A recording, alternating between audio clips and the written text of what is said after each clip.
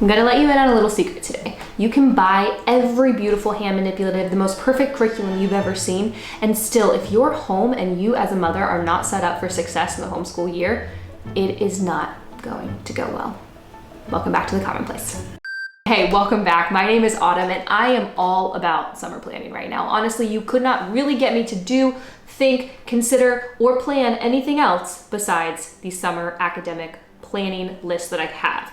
I love doing my summer planning, and if you're a homeschool mom, you probably like it too. We like to look at curriculum, we like to get our philosophy in place, we like to find the manipulatives we need, the materials that we need, and all of it has a philosophy, which I talked about last time on how you could have a crash course to plan a great homeschool year. But I'm back for what is kind of part 2 today. You could, like I said at the top, have the most perfect plans and the most beautiful things, but if you have not set your home up to do well, to flourish over the academic year, those plans, they're probably not going to work that well. And that's a big secret sometimes when you get to the homeschooling world, that you cannot buy a good home education.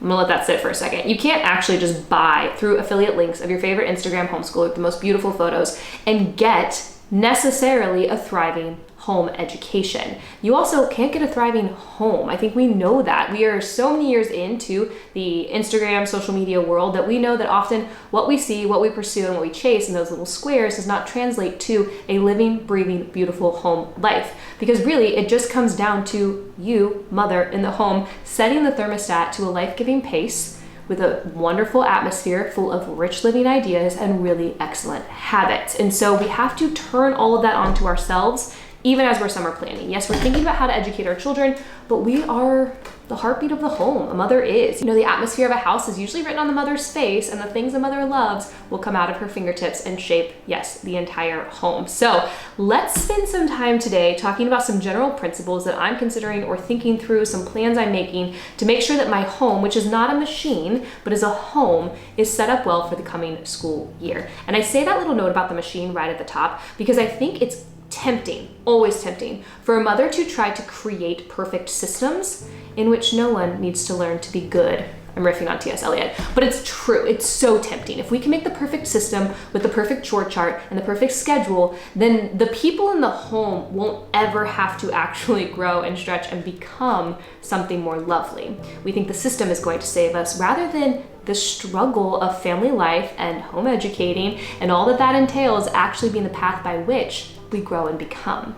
So do not treat your home, do not treat this prep time like a system in which you are going to create a machine that runs so perfectly, you're not going to hit any snags or trouble.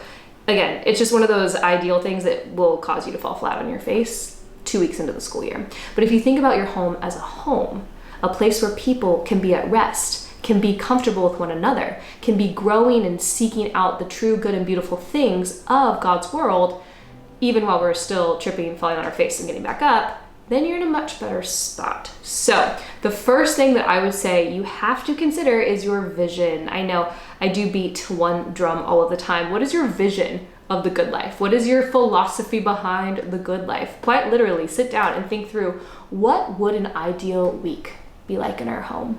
What would it feel like? What would it smell like? What kind of things would we do? How would we spend our time? When would I get up in the morning? What would be the first things I'd get to do? This is not forming perfect fake land. This is really just thinking about the people in your home, the ways you live together, and what would be a great version of that.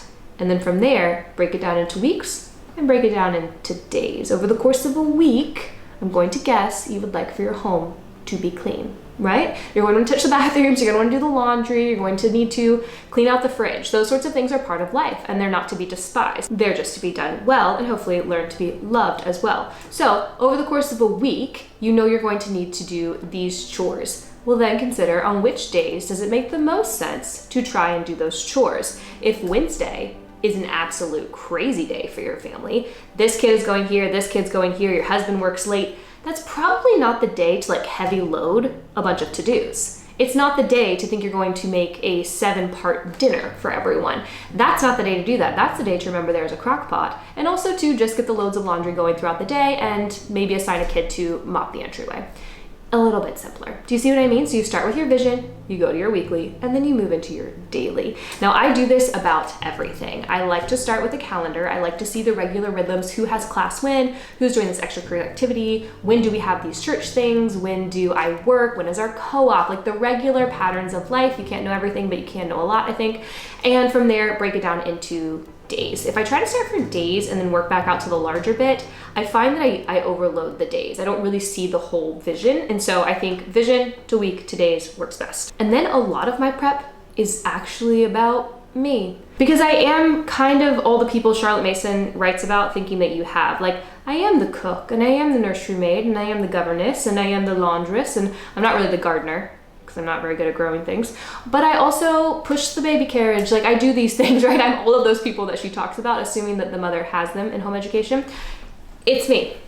I'm all of those. And so I do need to take care of myself as a person. I was just making a video for summer planning in Common House, and I was talking about the timetable pinch points, having a toddler in the house. And as I said to them, I will say to you, always go back to your philosophy of education. The principles there are to help you problem solve. What is our first principle? Well, children are born persons. I was born a person. I'm a person still. And so I have mind, body, spirit. They are indivisible and they all need to be cared for. The best way to derail your homeschool this year is to not take care of yourself. Now I have a video all about classical self-care. I am not talking about modern self-care. You need to be alone in the way you want, at the time you want, to do the thing you want.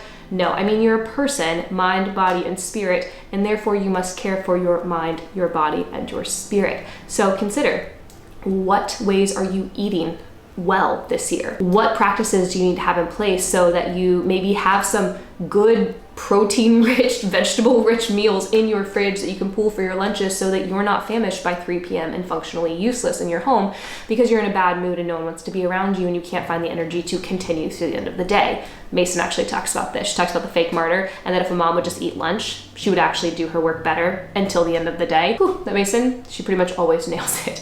So consider, do you have ways of making sure that you are fed well? Can you get good sleep?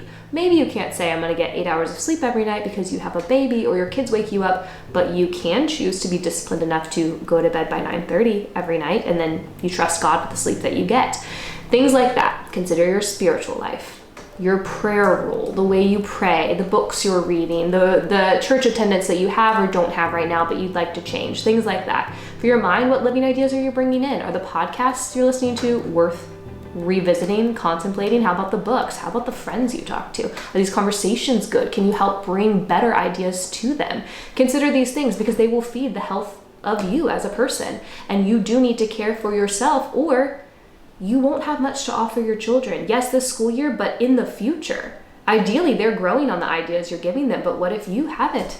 And they're all older and they're sitting around the table like homeschool moms think about, discussing lovely ideas and listening to beautiful music and even playing it themselves, and you're sitting there kind of dried up and shriveled because you haven't fed your mind for 15 years.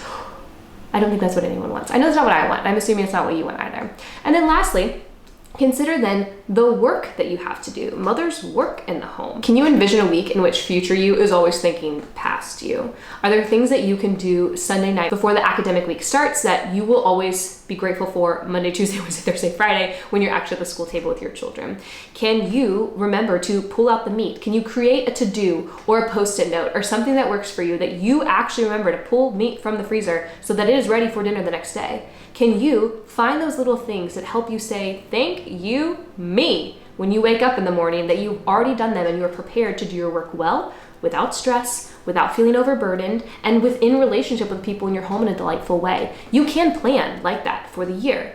Back to what I said at the start, are we gonna be without trouble? No, of course not. We are learning, we are growing, we are stretching. The struggle will come, that's often how we're learning. But we can, as much as we are able to, plan wisely to help set ourselves up, to take care of ourselves so that we can then turn around and set our children up, our family up, and our home up and take care of it well as well.